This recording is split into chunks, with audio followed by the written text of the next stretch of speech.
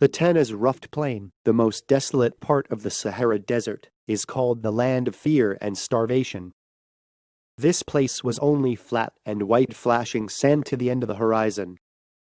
In the past, more than 1,300 people were killed while crossing the desert.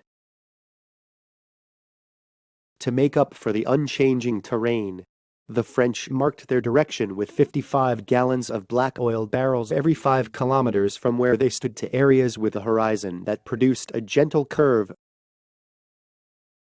Then there was no loss of life in the desert trying to find a way.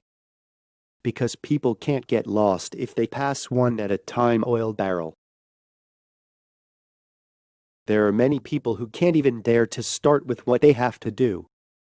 But why can't they even start?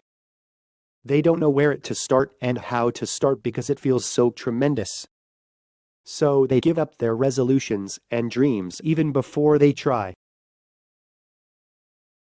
But there are people who do things that ordinary people can't even think about. How do they manage to do that enormous thing? The secret is to divide the target into smaller pieces, one at a time. That's right, no matter how hard it is and how big it is, you can take a step forward.